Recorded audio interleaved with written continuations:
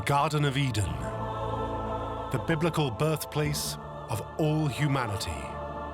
The story is one way of showing how the human world came to be as we know it. But is it just a story? Or did Eden really exist?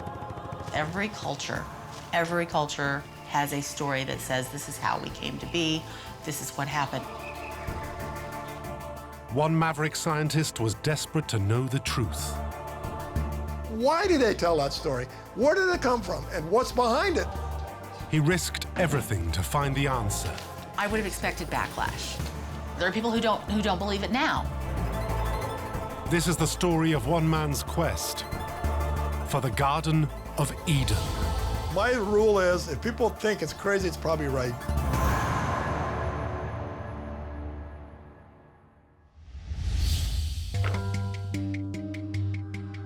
In 1987, a respected magazine published an article about the work of a little-known archaeologist named Yuri Zarins. In it, Zarins claimed to know the earthly location of paradise, the Garden of Eden. Zarins' work caused a storm. Many religious people felt it was sacrilege to apply scientific principles to the Word of God. It should be accepted on faith or not at all. I would have expected backlash. There are people who don't believe it now. It's like anything else. I don't believe that, I don't want to know that, that's different, that's uncomfortable. Some respected academics were also deeply skeptical. They thought Zarins was just wasting his time.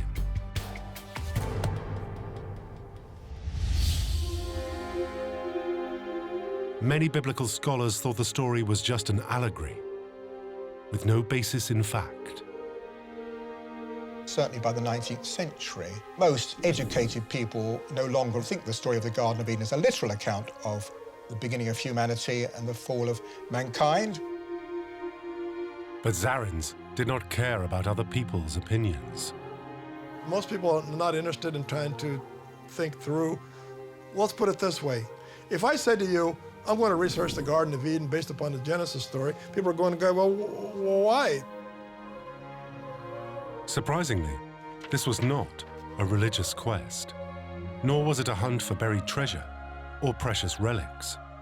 It was a journey motivated purely by a thirst for knowledge. Zarins wanted to know about the origins of human society. And despite the fact he is a committed atheist, he thought that the answers lay in, of all places, a biblical legend. A faith person will say, yeah, that happened, and I believe it, that's the end of it, okay? But a scientific person says, well, why did they tell that story? Where did it come from, and what's behind it? And then you start, like a detective, you start looking at it. Zarins' archaeological career had a promising start. But despite his keen intellect, many people found working with him a challenge. He's nuts. If someone has spoken with Yuri, they understand he's brilliant. The man is brilliant beyond words. But he is a little bit hard to follow. Intellectually, yes, he is truly one of the most intelligent human beings I've ever met. Socially, he's 5, but... Perhaps because of his unorthodox style, finding an environment he could work in wasn't easy. But he secured a place at a small college in the heart of the American Midwest called Missouri State University. I had to find a job, and you just don't get a job at just any old place. Particularly archaeology. Archaeological jobs are hard to come by in academic circles, so you take one where you can get it. But rather than hinder his career, Zarins found his work at Missouri State helped him become something of a rising star. This guy did things that news media covers. I mean, he made Smithsonian, Nat Geo, worked on projects that were, had huge budgets. So he brought press and money through the school, which is always good for the school. He was very much encouraged to do his own thing. The freedom Zarins had at Missouri State meant he could pick and choose his own passions to follow. So he spent most of his time indulging his greatest passion: the vast deserts of Arabia. The reason I love it is because it's so austere. It makes you come to grips with yourself. You have to learn about yourself. You have to learn about others and trust others, but you have to learn how to survive and how to suffer. I like that.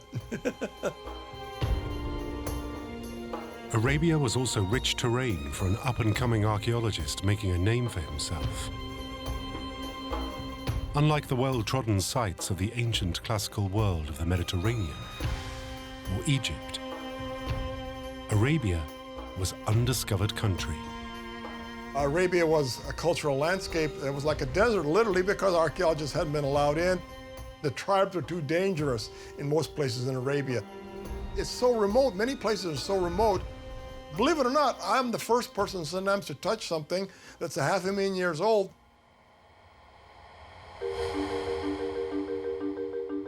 Zarins also developed a reputation as something of a maverick. He refused to follow the traditional academic career path and started taking, in effect, freelance commissions. He would work with pretty much anyone who had an idea he liked the sound of.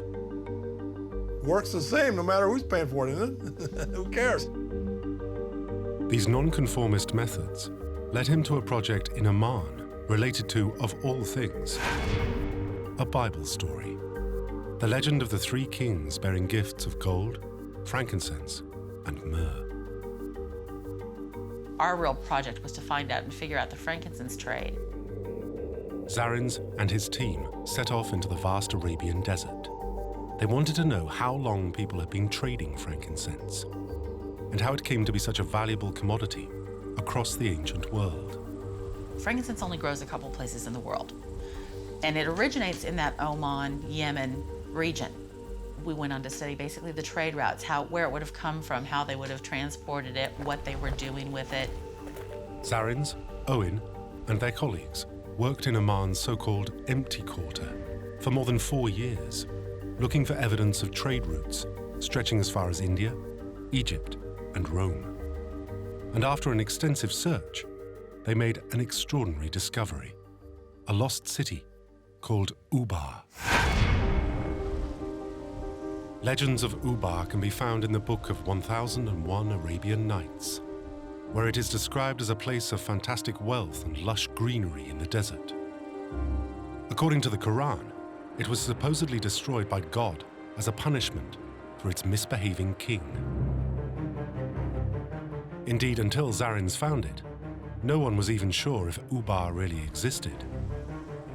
So we found this location, this oasis in the center of southern Oman, and we found out that this was the jumping off place where they were congregating and sending caravans. Hundreds of animals were being transported in this direction, and they were using frankincense, among other things, to trade.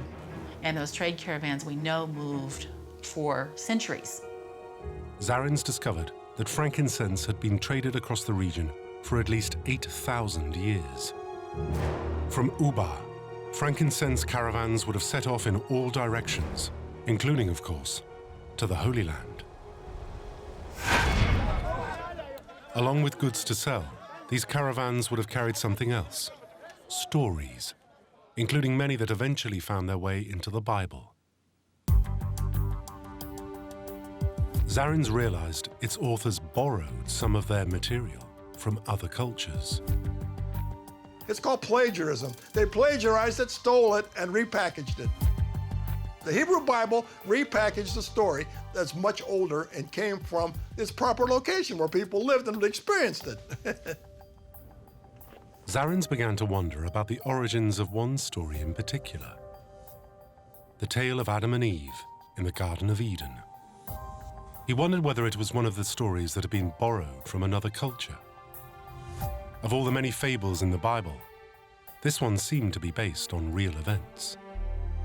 When people wrote something down, they're not lying to you. It's not baloney. It's just that they don't think you need scientific evidence. Zarins was convinced that the ancient Hebrew people who wrote the Bible could not have possibly created this legend on their own. So where did it come from originally? Zarins decided to find out. His quest for the Garden of Eden had begun. His first clue came from the very word, Eden. How this word came to be in the Bible has always been something of a mystery, because it is not native to Hebrew, the original language of the Old Testament. Eden doesn't translate literally with a Hebrew translation or any kind of Semitic translation. It's not a word that's particular to the language of the story that we're familiar with. They knew the story from somewhere else because they incorporated some of that language. Where did the ancient Hebrews first hear this word? Zarins knew it came from an area about 800 miles to the east of the Holy Land, Mesopotamia, the land between the rivers Tigris and Euphrates. He also knew it dated back to the world's oldest known civilization, the first people to create an organized urban society, the Sumerians. The Sumerians would be the earliest groups of people who settled and began to cultivate the land in the area of the Tigris-Euphrates. Sumer is the first really organized group of agricultural city-states, and they began to develop a network of interaction through their crops and their trade and using the rivers. It was these ancient people who first used the word Eden. It's a very, very ancient word, which the Sumerians used in a very ancient way, and it means a land of steppes or grasslands where people live kind of wild, where animals are wild. The Sumerians used the term Eden to refer to uncultivated areas beyond their territory. In other words, the sort of place where nature was not controlled by man, but by God. If this word, Eden, came from Mesopotamia, then it seemed logical that the Garden of Eden was located there. This idea was supported by the fact that many early Bible stories have Mesopotamian roots. If you look at the history of the biblical people, if you look at an Abraham, a biblical Abraham, he came from somewhere in that region. For example, most people don't know that Sumer's mentioned in Genesis is called Shinar. The Tower of Babel, these are all Sumerian stories. In fact, the first 12 chapters of the book of Genesis, up to the point where Abraham departs for Egypt, takes place in Mesopotamia. Everything in those stories is from Mesopotamia. If you don't believe me, read it. In the 1980s, Zarins' curiosity piqued, and he formally took up the quest that he had been informally pursuing for years. He started a study group to test out the idea that the Garden of Eden was a real place and discover where that place was.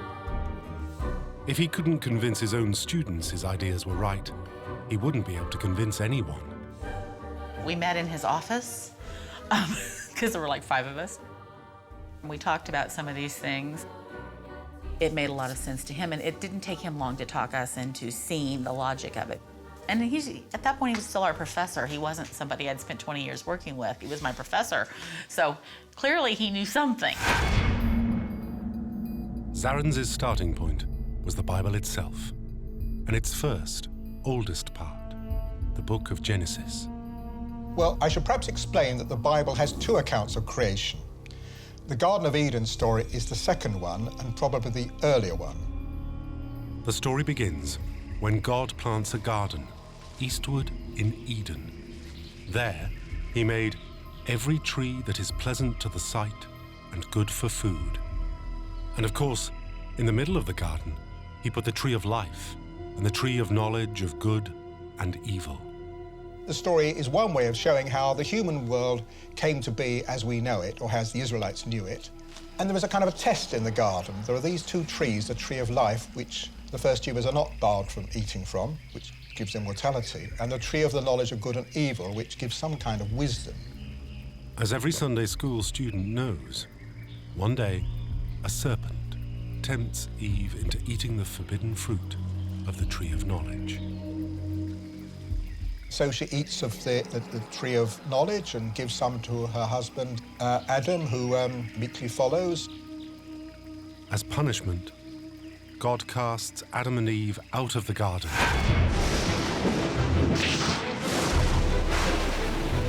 and later destroyed Eden along with the rest of the earth in the great biblical flood. And yet, ever since that day, people have sought to find Eden, or at least evidence that it truly existed.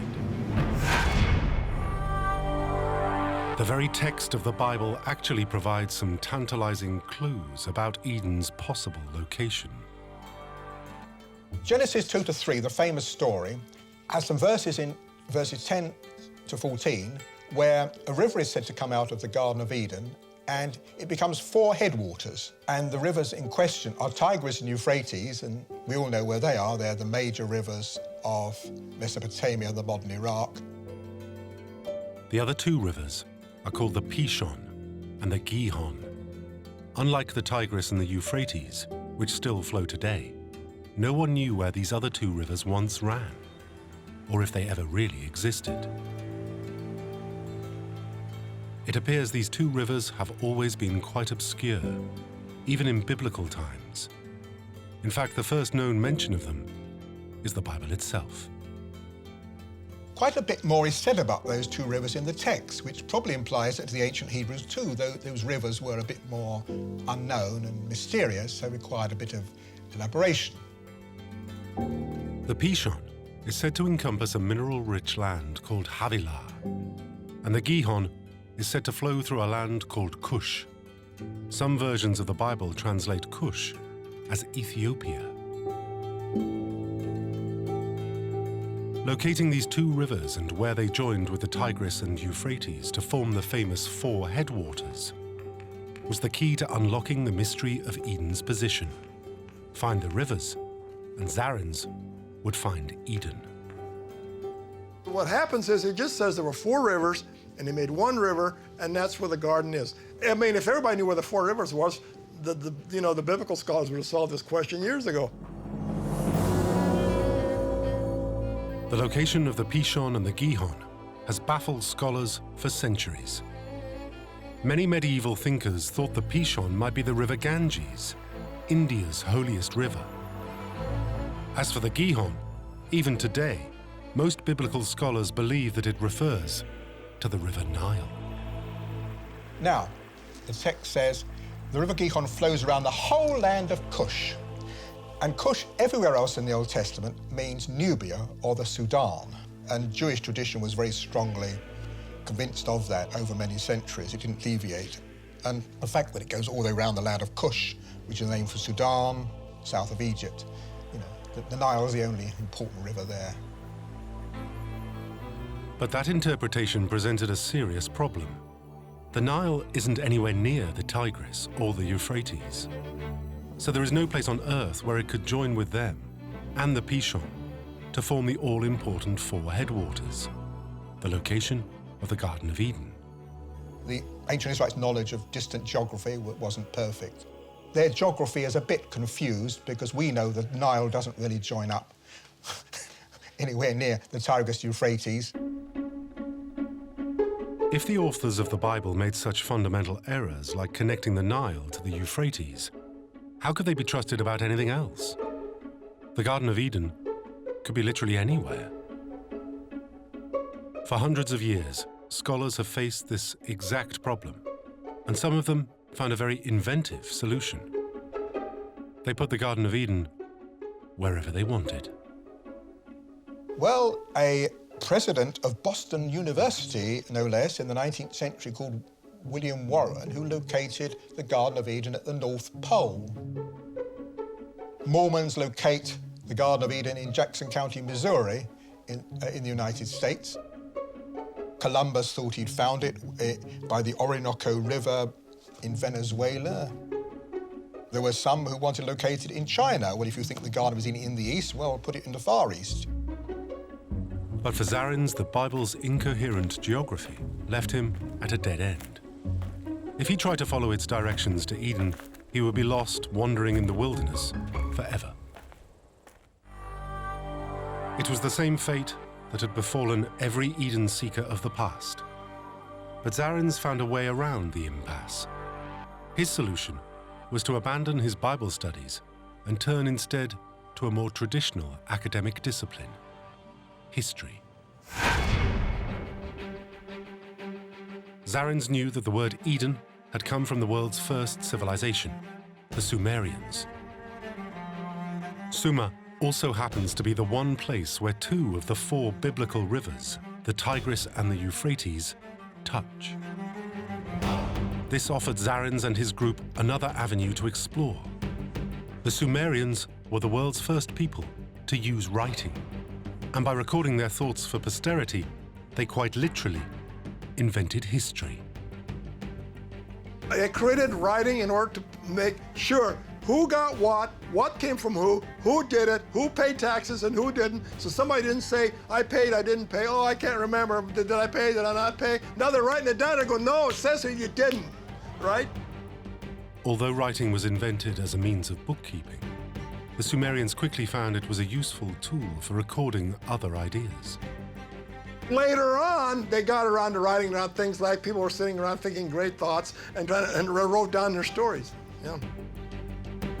One of those stories was of particular importance to the Eden Project, a tale that quite possibly is the world's oldest written story. Every culture, be it a literate culture or a non-literate culture, has a creation story, has a story that says this is how we came to be, this is what happened. And if you look at that root story, the oldest written version of a creation story comes to us from the Sumerians.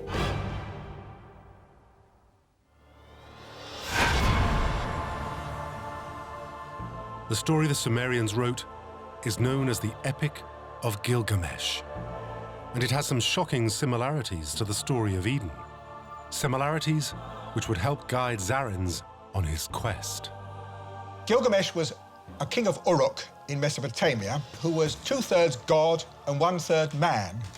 And that was his problem. Because he was only 2/3 god, he was not immortal, but destined to die like those of us who are 3/3 human. He became overwhelmed with a sense of his own human mortality, so he wanted to find the secret of immortality. In his search for the secret of immortality, Gilgamesh meets various characters who explain to him how humans came to be. The Sumerians talk about man being created from clay, which makes sense. They're a river culture, so what is the substance that's most useful and most abundant? It's clay. Men were created out of clay.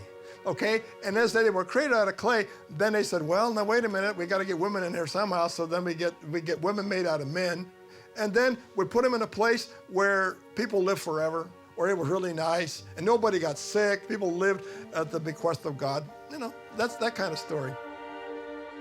When compared to the story of Eden, this earlier creation story has a distinctly familiar ring. Adam, too, was created out of clay, and Eve was created out of Adam's body. And the Sumerian idea of a land where there is no unhappiness, illness, or death has an obvious parallel to the Garden of Eden itself. The one difference is that the Sumerians did not call their version of paradise Eden. They called it Dilmun. Dilmun refers to a place. It's a specific place. It's a settled paradise. It's an abundance. All blessings of nature sort of come together. It's a way to live without worry. The similarities are uncanny, even down to the way both Dilmun and Eden are eventually destroyed in a great flood. So man is created from clay to serve the gods. In serving the gods, man becomes annoying to the gods. And the gods say, oh, we need to make this go away. And they make it rain. So there's a flood story. Someone is saved, and they go on to then repopulate the earth. In the Sumerian version of the story, the man who was saved and repopulates the earth is not called Noah. His name is Utnapishtim. And in return for saving humanity, one remorseful God grants him the gift of eternal life. Gilgamesh is looking at this and saying, well, how do I get eternal life? So he's going to go searching for it. Gilgamesh, the Sumerian god king, seeks out Utnapishtim, hoping the old man will reveal the secret of living forever. When they meet, Utnapishtim realizes that Gilgamesh is a hero, worthy of immortality, and tells him how to achieve it. Utnapishtim tells Gilgamesh that the secret of immortality is for him to find the plant of life and to eat from this. He also tells Gilgamesh that the plant will be underwater, in the place where paradise once stood, the land of Dilmun. It is a clue to scholars to say, well, where is he searching for this? And the answer is the land of Dilmun, which is the land of paradise. After an epic journey, Gilgamesh reaches Dilmun.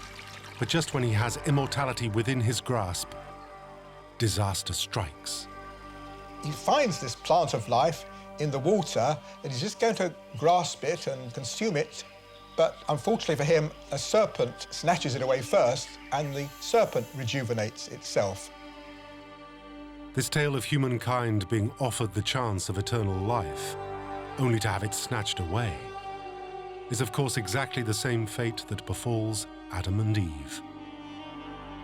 There is a moral in this story that immortality is something just beyond a human's grasp. And there is a similar theme in the Garden of Eden story, that the human beings were originally not debarred from eating of the tree of life, but because they disobeyed God and ate of the tree of knowledge, they are cast out of the garden and lose the chance of eating of the tree of life, so in a sense are doomed from the chance of having an immortal existence in this life. As far as Zarins was concerned, it was clear that the story of Eden was nothing more than a Hebrew interpretation of the Epic of Gilgamesh. I would say it was the same thing, because Adam transgresses and Eve, and so they're punished by having mortality, and they have to work for a living. When ancient Hebrews heard these Sumerian stories, Zarins believes they decided to make them their own and put them in the Bible. The biblical story changed the Mesopotamian story, if you like. It monotheized it, so it's not simply taking over a pagan story. It's now only one God who brings the flood and delivers a flood hero. There's a proper reason for the flood. It's because of humans' sin.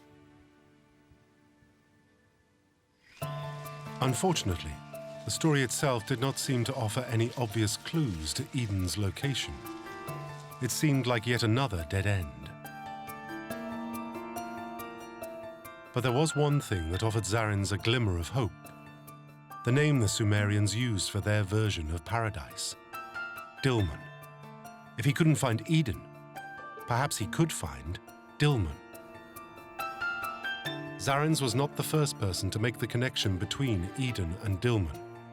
Ever since the Sumerian language was first decrypted, scholars have suggested that the two places might somehow be linked. Dilmun is interesting because it's debated is supposed to be this idealized paradise, this special place that's very advanced, where civilization and culture thrive. It would be like in Atlantis. We have this mystery place where these incredible advances happen. As far as anyone knew, Dilmun was just a myth, a parable that had no basis in fact. If that were true, then Eden too was never likely to have been a real place. Zarins, however, knew that Dilmun was not simply a figment of the imagination. It was a real place. In fact, he was one of the people who discovered it in the 1970s. Now, in the quest for Eden, Zarins found himself revisiting his earlier work. Yuri was in the field, going to all these places looking for evidence of early civilization, stone tools. So he was looking for these things, and I don't know if it sparked in his mind then or it sparked later as he came back and processed more and more of what he had seen. But it came together by the time I had begun to study with him as a cohesive idea. Zarins and his colleagues found evidence of a civilization, a string of trading centers that once thrived along the eastern shores of Arabia. Today, evidence of this culture can still be seen on the Arabian island of Bahrain. When we began to work in Saudi Arabia, we helped discover that, and it's a very, very rich region. This discovery came as something of a surprise, considering that today, the area is little more than a vast, empty desert. It was a place where different people congregated. It was the ancient Hong Kong. People had good stuff coming in from everywhere. Crucially, Zarins discovered that Sumerian traders had visited this land and recorded the name of it as Dilmun. The Sumerian cities became actively interested in trade. with any place that they could possibly trade with. So they're looking for raw materials. They bring raw materials back to Sumer, make nice things, sell them back to them at a profit. So they were in the Gulf. As soon as the Sumerians start writing, they write bingo, Dilmun. So we know that. But why would the Sumerians think of this run-of-the-mill trading center as a paradise? The answer may lie with the distance between Dilmun and Sumer. It could only be reached by sea, and even then, only the most intrepid sailors ever went there. Just like sailors throughout history, they brought home tall tales of this faraway land. You know how sailors are. They love places that are far away. Sailors don't talk about home. They talk about distant places so they can impress people where they've been. They found this place in the Gulf with this beautiful water, and they start talking about it. The Sumerian sailors told of a place that was not only rich and magnificent, but lush. Unlike the dry, hard scrabble land of Sumer, Dilmun was verdant and green. It's exotic to the Sumerians, but not exotic to local people. So, you know, they just make a transference of what it was, how beautiful it was. Over time, Sumerians came to think of Dilmun as a special place. So much so, they assumed it was the very place where humankind was first created. Zarins had started with a cryptic biblical legend. History in the form of the world's oldest story allowed him to link Eden to the Sumerian paradise of Dilmun. Archaeology had helped him discover that Dilmun was a real place. Yet still, the Dilmun that Zarins discovered was nothing more than a desert trading outpost. There seemed nothing to support the idea of it being green and beautiful. Another roadblock on the way to the Garden of Eden.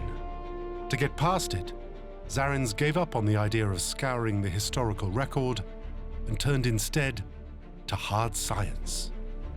His undergraduate work was in geology, so he has a background in hard science as well, which is, again, what makes him interesting. Because of all of Yuri's different talents, he brings it all together and then is, like I said, a much better storyteller because he can actually look at something both scientifically and as an anthropologist or archaeologist would. The quest for Eden turned to the physical landscape of eastern Arabia and to the thorny question of the two missing rivers, the Gihon and the Pishon. If Zarins could not find them, then his whole quest would come to nothing. We know the Tigris and Euphrates clearly are in Iraq at this point in time. And the question was, where would you get two other rivers that connect up with that? And that's where the science comes in. There was no obvious way to break this impasse. Then, an answer came from the heavens. About the time that Zarins was in the thick of his quest, a revolutionary new technology came online. Satellite imagery. NASA had recently launched Landsat, a satellite designed to photograph the planet in its entirety for the first time. Today, this kind of imagery is commonplace, but in the 1980s, it was revolutionary. You have to remember that in the late 80s, remote sensing was just beginning, and as a result of that, we're getting our first pictures, our first Landsat images were just beginning to pop up. But simply getting hold of these images would be a challenging quest in itself. This was cutting-edge technology. A professor at an obscure Midwestern college chasing a legend was very much at the back of the queue. Satellite images are really difficult to get a hold of because first they weren't that readily available. You have to beg people to produce this map for me. Luckily, Zarins had a friend at NASA who snuck him some early low-resolution pictures. At last, Zarins was closing in on his goal. For the first time, he and his students could see the land of Dilmun in a way that had literally never been seen before. It certainly changed things. If you're looking at an overview, if you're looking down on something like you would do with a Landsat photo, it's much more clear than if you're standing on the ground. So yes, it made a tremendous difference.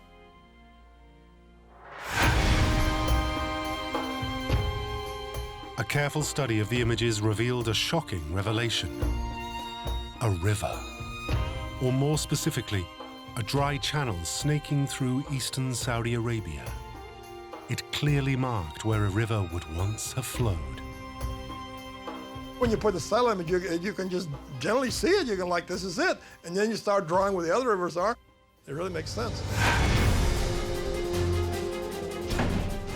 It was the breakthrough that Zarins had been seeking since his journey began. Now, as well as the Tigris and the Euphrates, he had found a third river, the Pishon. The river originates in northwest Saudi Arabia. It's called the Arima, and it has multiple branches, and it comes down, comes around a little bit, then it starts swinging north, and now the Arabs call it the Wadi Button, belly button river. And it comes around, and it makes a huge delta by Kuwait. This would be the Pishon. From the ground, this dry river channel, the Pishon, is all but impossible to see. It would appear as nothing more than a slight depression in the sand. You would have no idea. You'd just be like, oh, more desert. You know, you couldn't picture it as lush and fertile. But using detailed images obtained from Landsat's camera, this former river stood out clearly. And then you look down and you're like, wait a minute, that's, oh. And that, at one time, this was all water. When it was in full flow, the people of Dilmun would have had a perpetual water source, and there would have been plenty of food along the banks. It would have been a place of abundant life. When you realize that a dried up riverbed, it was actually once a water source, that changes the whole lay of the land. And that's a eureka moment. However, there was a problem. The river Zarins discovered clearly provided a source of water to the Sumerian version of Eden, Dilmun. But something was missing. The place where it connected to the Tigris and the Euphrates showed no evidence of ever being the beautiful, lush garden described in the Bible's story. And also, where was the fourth river, the Gihon? It looked like yet another dead end, but having come so far, Zarins wasn't about to give up. Reviewing all his evidence, Zarins had a revelation. He was looking for a place that existed thousands of years ago. So perhaps he should not simply look for where the biblical rivers flowed, but when. He quickly realized that the last time the Pishon had any water in it was 10,000 years ago, at the end of the last ice age. It was an Ice Age river. All of Arabia was drained by three huge rivers in the Ice Age. And gradually, in what we call the Neolithic period, they dried up and they weren't as extensive. So when they connected up, obviously the landscape was different. And so now you have to figure out when that was. The answer is about 5,000–6,000 BC. This element of timing is important for two reasons. First, back when this river was still flowing, the region of the Persian Gulf looked quite different to how it does today. In fact, at that time, there was no Persian Gulf. It was dry land. The Gulf is, during the last ice age, was completely dry land because sea level fell about 200 feet, and the deepest part of the Gulf is 120 feet. You'll figure it out. It's all dry. If there was no water in the Persian Gulf, then the combined waters of the Tigris, Euphrates, and the Pishon must have continued flowing for many more miles beyond where they meet the sea today. They would have combined to form one great river, just as described in the Bible. The rivers connect up ahead of what is today just south or near Basra. That's where they would connect up. And now you can't see it because the Gulf's higher than what it is now. But there was another, more important factor. 8,000 years ago, the climate of the region was totally different. At that time, monsoon rains, which today only reach the southernmost tip of Arabia, would have covered the whole peninsula with life-giving rain. It was this rain that fed the Pishon, allowing it to flow all year round. More importantly, the land around the river would not have been a harsh desert. It would have been lush and green. This is why the Sumerians thought of Dilmun as the birthplace of humanity, because it was a paradise. The land of Eden. It would have been a steppe land with lots of little oases, marshlands, just like southern Iraq was to many people for a long time after that. It's a beautiful area. You got water, you got resources, you got mud, you can build houses, you got reeds, animals, plants, you got it all.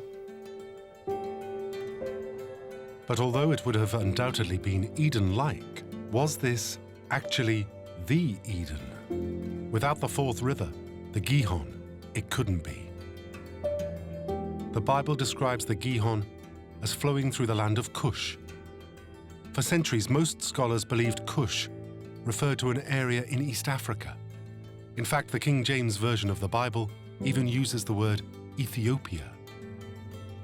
But Zarins knew there was a different interpretation. Cush could also be a reference to the area around the Zagros Mountains, located in modern-day Iran. Then they said, oh, the Gihon, it comes out of the land of Cush. And they go, well, now, he was explaining to you that Cush is another word for Iran. See? You have to know that. As it happens, there is a major river that still flows out of the Zagros Mountains, the land of Cush. Today, it is called the Karun. The Karun River, which comes out of Iran, is still there, still carries water, comes out of the Zagros. Until it was dammed in the 1970s, it too connected with the Tigris and the Euphrates, at the exact place where the newly discovered Pishon also joins. These rivers form the so-called four headwaters that flowed southward to form one great river. Zarins believed this was the location of the Garden of Eden.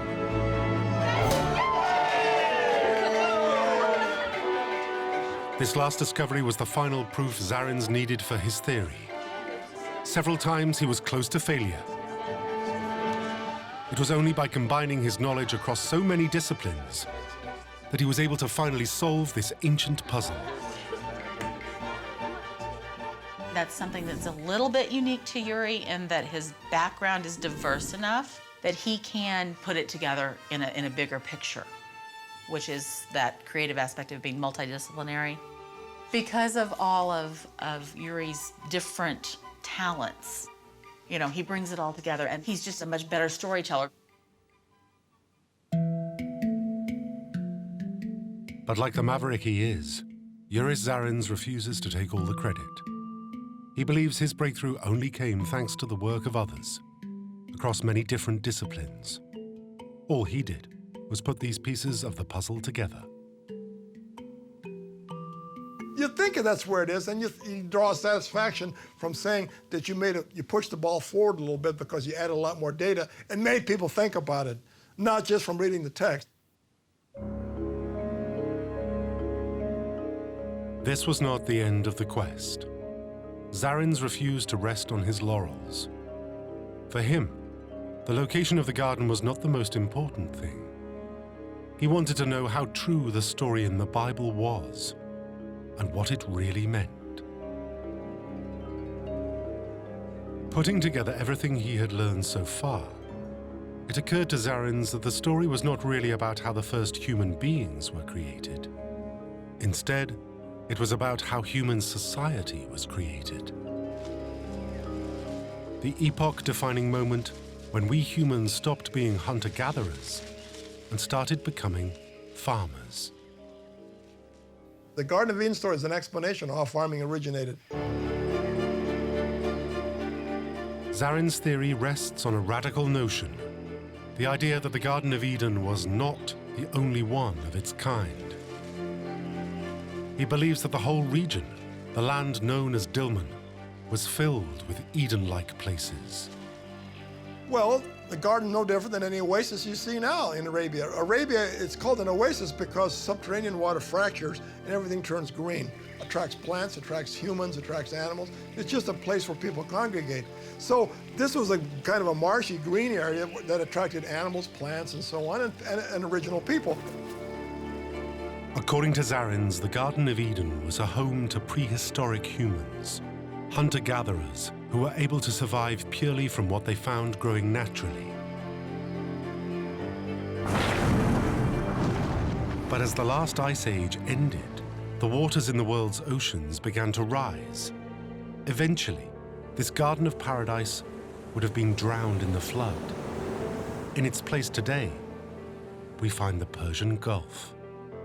It flooded the area, and it flooded the Garden of Eden. It's flooded. It's underwater now. Can't see it. The floods forced humans to move northwards into the much harsher landscape of Mesopotamia that we are familiar with today. There was no easy living here. If people wanted food, they had to grow it. They had to become farmers.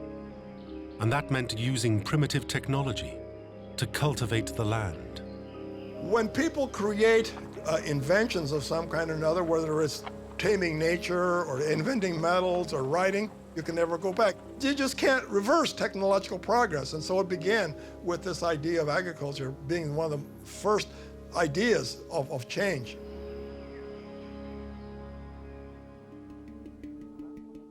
Zarins believes that the story of Eden was written as a lament for this extraordinary change and a yearning for the days of a simpler life.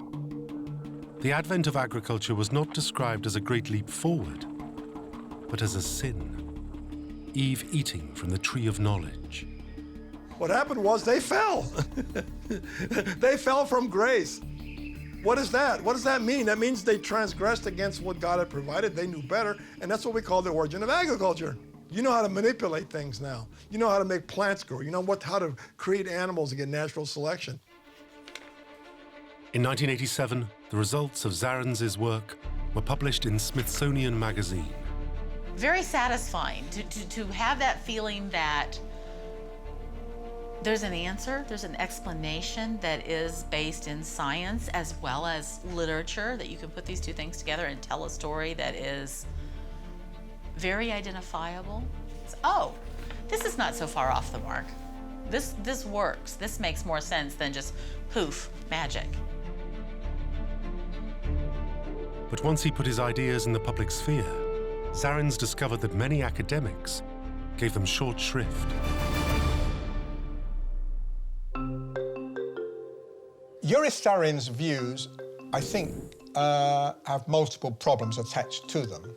The first is that the rivers Tigris and Euphrates flow down from the mountains of Armenia into the Persian Gulf area.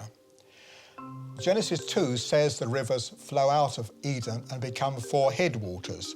So that implies they are going from a higher area down to the Persian Gulf area. And so I think he's located the Garden of Eden at the wrong end. Even the ancient Hebrews knew that rivers don't flow upwards. My rule is, if people think it's crazy, it's probably right. You know, academics being what they are, they wish they wrote it. They don't pay any attention to any of that. But perhaps surprisingly, these theories were not so quickly rejected by people with a more religious disposition. In fact, many welcomed his work. I would have expected, particularly here in the Bible Belt, Springfield is in the Bible Belt, I would have expected backlash. Yuri spoke to more church groups, was invited to more public venues where you would have thought they would have been hostile to his ideas. And yet again, he's such a good storyteller. It's not offensive. He's in no way saying what you think is stupid. He's saying, here's a way to look at it scientifically and let your story be real. And he was welcomed in many cases with open arms. It was kind of fun to watch. I expected there to be more of a uproar. The extraordinary insight of Yuri Zarins showed that the legend of the Garden of Eden might be more than just a parable. It might be a true story, a story of how human society came to be.